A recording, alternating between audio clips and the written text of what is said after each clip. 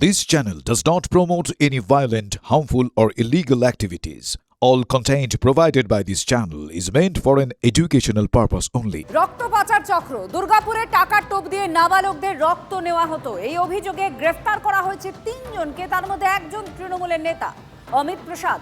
স্কুলের প্রাক্তন পড়ুয়া দেবপ্রিয় চট্টোপাধ্যায় আছে এবং মোহাম্মদ হাবিবুল্লাহ নামে আরও একজনকে গ্রেফতার করেছে পুলিশ। পড়ুয়াদের টাকার টোপ দিয়ে এই চক্র পড়ুয়াদের কাছ থেকে রক্ত নিত। মূলত এই কাজটা করত দেবপ্রিয়, যাকে এজেন্ট হিসেবে নিয়োগ করেছিল তৃণমূল নেতা অমিত প্রসাদ আর হাবিবুল্লাহ। পড়ুয়া পিছু 250 থেকে 500 টাকা কমিশন পেত দেবপ্রিয়। আর এই তিনজনকে গ্রেফতার করেছে পুলিশ। ঠিক কি তথ্য পাওয়া যাচ্ছে, কিভাবে এদেরকে গ্রেফতার করলো, জয়ন্ত আমাদের প্রতিনিধি আমাদের সঙ্গে রয়েছেন, আরো জানাচ্ছেন। জয়ন্ত, এই তিনজনকে কি করে ট্র্যাপে ফেললো পুলিশ, কিভাবে এদেরকে গ্রেফতার করতে পারলো? দেখো, যে স্কুলের থেকে ছাত্র এনে এই চক্র চালাতো, প্রথমে তাকে জিজ্ঞাসাবাদ করে প্রাক্তন ছাত্র, তাকে জিজ্ঞাসাবাদ করে এই দুজনের হদিশ পায়। আমি এখন যেখানে দাঁড়িয়ে আছি দুর্গাপুরের যে হাসপাতালের সামনে, এই হাসপাতালেই রক্তদান হতো এবং এই হাসপাতালের পাশে যে পরপর এই পেছন দিকে বেশ কতগুলো হোটেল আছে, সেই হোটেলেই কিন্তু এদের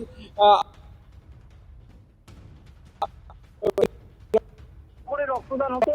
এবং রবিবারে রক্তদান যারা এখানে হাসপাতালে যারা এখানে দায়িত্বে থাকতো, তারা এদের মধ্যে যুক্ত থাকতে বলে সন্দেহ করা হচ্ছে, যদিও হাসপাতাল কর্তৃপক্ষ তাদের দায় সমস্ত এড়িয়েছে। যেটা জানা গেছে, প্রথমে এই কি বলছেন, হাসপাতালের কেউ না কেউ তো নিশ্চয়ই জড়িত, কারণ নাবালকদের নিয়ে আসা হচ্ছে, এটা তো একেবারে আইন বিরুদ্ধ কাজ। ছোট ছোট বাচ্চাদের কাছ থেকে এভাবে রক্ত নেওয়া, সেখানে হাসপাতালের কেউ জড়িত নয়। পুলিশ এক্ষেত্রে কি করছে? দেবপ্রিয় আমাদের প্রথমেই বলেছিল যে হাসপাতাল পরিষ্কার করে দিয়েছে যে যে কোনো মানে বয়সের কাউকে নিয়ে এলেই রক্ত দেওয়া যাবে। সেটা তাকে অমিত এবং আরো দু একজনের নাম বলেছে, তার মধ্যে তারা জড়িত পুলিশের কাছে সে নাম বলেছে। তারা বলেছে কোনো অসুবিধা হবে না, অর্থাৎ হাসপাতালের সঙ্গে তাদের যে যোগসাজশ ছিল সেই কথাটা পরিষ্কার। দেবপ্রিয় থেকে জেরা করে অমিত এবং হাবিবুল্লাহ দুজনকে পুলিশ গ্রেপ্তার করেছে। এখনো একজনের খোঁজ চালাচ্ছে এবং এর সঙ্গে আর কারা যুক্ত, মাথা কারা, তারা তাদের খোঁজ চালাচ্ছে। হাসপাতালের ভূমিকা কি সেটাও কিন্তু খোঁজ চালাচ্ছে পুলিশ এবং স্বাস্থ্য দপ্তর। সঙ্গে থাকো। আপনারা শুনছিলেন যে তিনজনকে গ্রেফতার করা হয়েছে এই রক্ত পাচার চক্রের সঙ্গে জড়িত থাকার অভিযোগে, যার মধ্যে খুব উল্লেখযোগ্য তৃণমূলের একজন নেতাও রয়েছে। এবার এই চক্রটা কিভাবে পুরো কাজটা অপারেট করতো, তারা কিভাবে চালাতো এই কাজ, কিভাবে এই নাবালকদের স্কুল পড়ুয়াদের তারা কিভাবে তাদের চক্রে নিয়ে আসতো, কিভাবে তাদেরকে টোপ দিত, এই সমস্ত বিষয়টা কিভাবে অপারেট করতো আমরা জানবো। হীরক আমাদের প্রতিনিধি আমাদের সঙ্গে রয়েছেন। হীরক, একটা ফুল প্রুফ প্ল্যান নিয়েই তারা এই কাজটা করতো, এটা পরিষ্কার। তুমি একাধিকবার যখন তোমার ছাত্রদের সঙ্গে তুমি কথা বলেছো, এটা পরিষ্কার হয়েছে। কিভাবে করতো তারা, এই বাচ্চাদের কিভাবে বাঁচতো, কাদেরকে টার্গেট করতো, কেন, আর পুরো বিষয়টা কিভাবে অপারেট করতো? দেখো, দুর্গাপুরের এই যে রক্ত পাচার কাণ্ড, সেই পাচার কাণ্ডের এই মুহূর্তে আমি এপি সেন্টারে রয়েছি বলা চলে। যে বেসরকারি স্কুলকে কেন্দ্র করে এই ঘটনা, বা যে বেসরকারি স্কুলের পড়ুয়াদের টাকার টোপ দিয়ে নিয়ে গিয়ে রক্তদানে বাধ্য করা হতো, রক্ত দিতে বাধ্য করা হতো, সেই স্কুলের সামনেই দাঁড়িয়ে রয়েছে। এই স্কুলেরই প্রাক্তন ছাত্র হচ্ছে দেবপ্রিয় চট্টোপাধ্যায়, যেটা আমরা জানতে পারছি। এই দেবপ্রিয় চট্টোপাধ্যায় স্কুলের যে মেন গেট রয়েছে, তুমি দেখতে পাচ্ছ, এই মেন গেট দিয়ে স্কুল ছুটির সময় স্কুল পড়ুয়ারা তারা বেরিয়ে আসে। এবং তারপরে দুর্গাপুরের এই যে টাউনশিপের রাস্তা, যে রাস্তা দিয়ে একদিকে শিবাজির দিকে চলে যাওয়া যায়, অন্যদিকে একেবারে দুর্গাপুরের টাউনশিপের ভেতরের দিকে যাওয়া যায়, এই রাস্তা দিয়েই স্কুল পড়ুয়ারা যেত। এবং যখন স্কুল পড়ুয়ারা স্কুল ছুটির পরে তারা এই রাস্তা দিয়ে যেত, তখন ঠিক এই যে সামনের মাঠটা রয়েছে, এই মাঠেই দেবপ্রিয় চট্টোপাধ্যায় দিনের পর দিন সে এখানে বসে থাকতো এবং অত্যন্ত ইমপ্রেসিভ কথাবার্তা বলতে পারতো দেবপ্রিয় চট্টোপাধ্যায়। সেই দেবপ্রিয় চট্টোপাধ্যায় এই বেসরকারি স্কুলেরই প্রাক্তন ছাত্র বলে আমরা জানতে পেরেছি। যখন স্কুল ছুটির পরে পড়ুয়ারা এই রাস্তা দিয়ে যেত, তখন তখন তাদের ডেকে আলাপ জমাতো দেবপ্রিয় চট্টোপাধ্যায় এবং তারপরে কখনো টাকার টোপ দিয়ে যারা বিশেষ করে ইকোনমিক উইকার সেকশনের যে সমস্ত স্টুডেন্টরা রয়েছে তাদের টাকার টোপ দেওয়া হতো।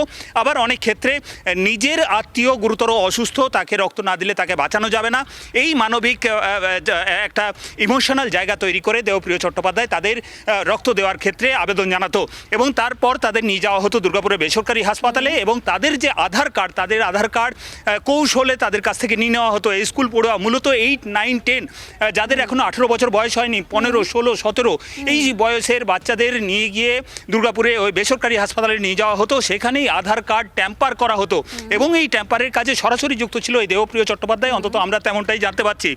স্কুলের যারা পড়ুয়া, যারা রক্ত দিয়েছে, তারা যেটা বলছে যে তাদের কাছ থেকে বিভিন্নভাবে কৌশলে কখনো আধার। আমাদের সঙ্গে থাকো হিরক, দুজন পড়ুয়ার সঙ্গে আমাদের প্রতিনিধি হিরক কথাও বলেছেন, কি হয়েছিল তাদের সঙ্গে শুনুন।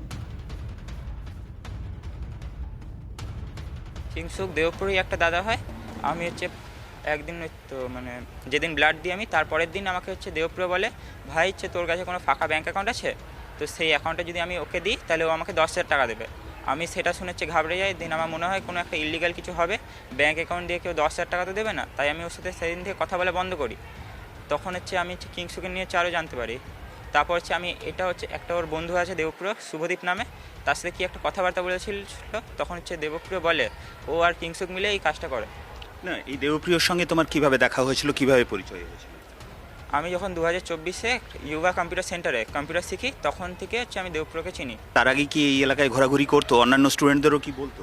অন্যান্য স্টুডেন্টদেরও বলতে, সেটা আমি পরে জানতে পারি। কিসের প্রলোভন দেখানো হতো মূলত বলতে হচ্ছে আমার মানে তারই কোনো রিলেটিভ বা কেউ দিদি, বোন, মা, মানে কেউ একজন হচ্ছে অসুস্থ, তাই লাগবে। কিন্তু সেটা তো বারে বারে হয় না, অর্থের লোভও তো দেখানো হতো, টাকা পয়সা দেওয়া হবে। সেটা বলতে হচ্ছে পেশেন্ট নিজে স্ব ইচ্ছায় দেয়। এই দুবার যে রক্ত দিলে, কতদিনের মাথায় এই দুবার রক্ত দিয়েছিলে তুমি? এটা 3.5 মাস পর পর। তার জন্য তোমাকে 200 করে টাকা দিয়েছে? হ্যাঁ, ওই যাওয়া আর আসার ভাড়াটা। আচ্ছা, আর দেবপ্রিয় নিজে কত পেতো কিছু জানো? ওর বন্ধুদের থেকে শুনেছিলাম, কারোর মুখ থেকে ও 4-5 হাজার টাকা মতন পেত। আমাকেই না, অনেক ছেলেকেই বলেছিল কি যদি ছেলে খুঁজে দিই তো ওকে 500 টাকা করে বা 200 টাকা করে পার ছেলে দেবে। আরও বাচ্চাদের দেখেছিলে যারা স্কুল স্টুডেন্ট? দেখেছিলাম, 2-3 জনাকে দেখেছিলাম আমি। মানে তাদের কি দেবপ্রিয়ই নিয়ে গেছিল নাকি? হ্যাঁ, দেবপ্রিয় নিয়ে গেছিলো। ও যখন আমি একবার গেছিলাম তখন একটা ফোনে কথা বলছিল, আর একটা ব্লাড ব্যাংক ছিল এখানে নাকি ছিল 4-5 জন, তো দাঁড়াতে বলেছিল ওদেরকে কি ও যাচ্ছে ওইখান থেকে নেবে।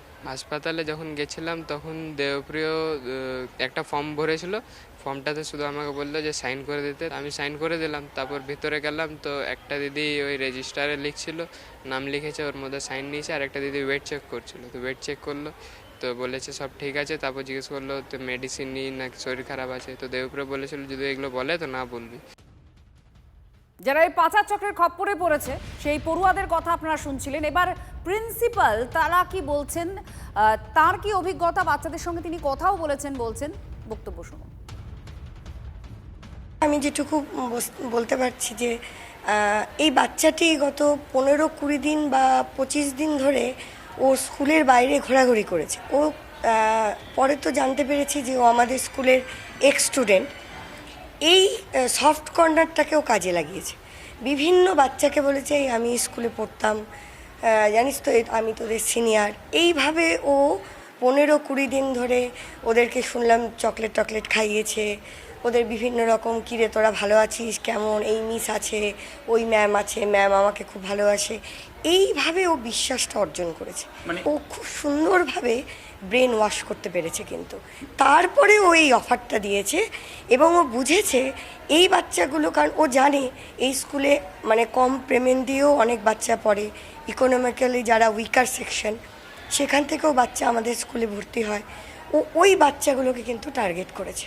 সামাও মনে হয় ওর নিজের ব্যাংক অ্যাকাউন্ট সবাইকে দেখিয়েছে যে দেখ আমার আজকে অ্যাকাউন্টে 80,000 টাকা আছে, 40,000 টাকা আছে, এরকম টাকা তোদেরও থাকতে পারে, তোরাও তোদের বাবা মাকে এত কষ্ট করছে হেল্প করতে পারিস, কিন্তু বাবা মাকে এখন কিছু জানানো চলবে না, যেদিন তোদের ব্যাংক ব্যালেন্স খুব ভালো হবে সেই দিন তোরা জানাবি। এই ধরনের কথা কিন্তু আমি শুনতে পাচ্ছি, মানে বাচ্চারাই বলছে। হসপিটালে ঢোকার আগে তো ওদের বয়সটা চেঞ্জ করেছে, মানে একটা অ্যাপের মাধ্যমে ওরা বলছে চোখ ব্লিঙ্ক করলাম, সেখানে আমাদের ডেট অফ বার্থ চেঞ্জ হলো, ওই সমস্ত রেকর্ড কিন্তু ওই দেবপ্রিয়র কাছেই আছে। ও কিন্তু সবটা দেয়নি ওদেরকে, ঠিক আছে, যে আধার কার্ডে যে ওদের ডেট অফ বার্থটা চেঞ্জ করেছে সেটা কিন্তু ওর কাছেই রাখা আছে। চেঞ্জ করে সেটা তো একটা লং প্রসেস, তো সেটা না, ওইখানে দাঁড়িয়ে করেছে, একদম অ্যাট এ টাইম দাঁড়িয়ে হসপিটালের যে এন্ট্রান্সটা তার বাইরে দাঁড়িয়ে, ওখানে কোনো একটা জায়গায় ওরা মিট করে, ওইখানে দাঁড়িয়ে আধার থেকে ডেট অফ বার্থ চেঞ্জ করে তারপরে কিন্তু হসপিটালে ওরা ঢোকাচ্ছে।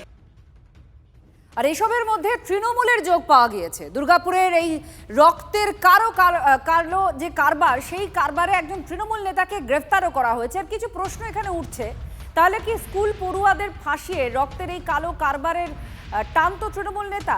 এমনকি মায়ের সোনা গয়না সেগুলো হাতিয়ে যুবককে অপরাধ জগতে টানে এই তৃণমূল নেতা। ব্ল্যাকমেল করে রক্তের অসাধু চক্রে টানে তৃণমূল নেতা অমিত প্রসাদ যাদব। টিভি9 বাংলার ক্যামেরায় বিস্ফোরক এই দাবি আবার অভিযুক্ত দেবপ্রিয় চট্টোপাধ্যায়। অমিত প্রসাদ যাদব একজন টিএমসি মেম্বার ছিল, আমাকে বলে যে ভাই দেখ, তোকে একটা ভালো আইডিয়া বলছি, আমি যেখানে যেখানে তোকে ব্লাড দিতে বলবো তুই ব্লাডের ব্যবস্থা করে দিবি, তোর সোনা তোকে আমি 30 আগস্টের মধ্যে রিটার্ন করে দেবো। আমি ওর কথা অনুযায়ী আমি প্রত্যেকটা ব্লাড ব্যবস্থা করে দিই। আর যারা ব্লাড দেয় আমাকে বলেছিল যে কোনো ছেলে আনতে পারিস, কোনো অসুবিধা নেই, আমাদের হসপিটালে সমস্ত ছেলে চলে। আর পাড়ায় পাড়ায় ক্যাম্প করে রক্ত সংগ্রহ বন্ধ, আদালতে একটি মামলা হয়েছে এই নিয়ে। রাজ্যের সিদ্ধান্তকে হাইকোর্টে চ্যালেঞ্জ বেসরকারি ব্লাড ব্যাংকের। তদন্ত কোন পর্যায়ে আছে? 14 আগস্টের মধ্যে রাজ্যের রিপোর্ট চেয়ে পাঠিয়েছে হাইকোর্ট। 1 আগস্ট থেকে বাইরে ক্যাম্প করে রক্ত সংগ্রহ বন্ধ করে রাজ্য, আর সেই নির্দেশকে চ্যালেঞ্জ করেই মামলা করে বেসরকারি ব্লাড ব্যাংক। 19 আগস্ট এই মামলার পরবর্তী শুনানি রয়েছে। এই মুহূর্তের একটি গুরুত্বপূর্ণ আপডেট আপনাদের সামনে আমরা তুলে ধরছি, কারণ এই সংক্রান্ত বিষয় নিয়ে অভিযানও হয়। স্বাস্থ্য দপ্তরের তরফ থেকে একাধিক বেসরকারি ব্লাড ব্যাংকের যান প্রতিনিধিরা তারা খতিয়ে দেখেন, বন্ধও করা হয় আর একটি ব্লাড ব্যাংক। আর তার মধ্যেই আদালতের মামলা হয়েছে যে পাড়ায় পাড়ায় ক্যাম্প করে রক্ত সংগ্রহ বন্ধ করা হয়েছে, এটাকে চ্যালেঞ্জ করে। শ্রাবন্তী আমাদের প্রতিনিধি আমাদের সঙ্গে রয়েছেন। শ্রাবন্তী, আদালত কি বলল? দেখো, বিচারপতি কৃষ্ণা রাওয়ের এজলাসে এই মামলা ছিল। এই যে নতুন একটা নোটিফিকেশন বিজ্ঞপ্তি রয়েছে যে এই ক্যাম্প করে রক্ত সংগ্রহ সেটার উপরে বন্ধের নির্দেশ দেওয়া। এখানে বিভিন্ন ব্লাড ব্যাংক, প্রাইভেট ব্লাড ব্যাংকের পক্ষ থেকে তারা হাজির হয়েছেন, তাদের বক্তব্য, তাদের লাইসেন্স রয়েছে, কিন্তু তারপরও কেন এই ধরনের বন্ধ করতে দেওয়া হচ্ছে না? শ্রাবন্তী, তোমার অডিও ব্রেক করছে, আরো একবার আপনাদের একটু আপডেট দিয়ে রাখি, কারণ আদালত রাজ্যের কাছে সিদ্ধান্তটা নিয়ে জানতে চেয়েছে যে 1 আগস্ট থেকে বাইরে ক্যাম্প করে রক্ত সংগ্রহ যে বন্ধ করেছে রাজ্য, এই বিষয়টায় আদালত জানতে চেয়েছে রাজ্যের কাছ থেকে।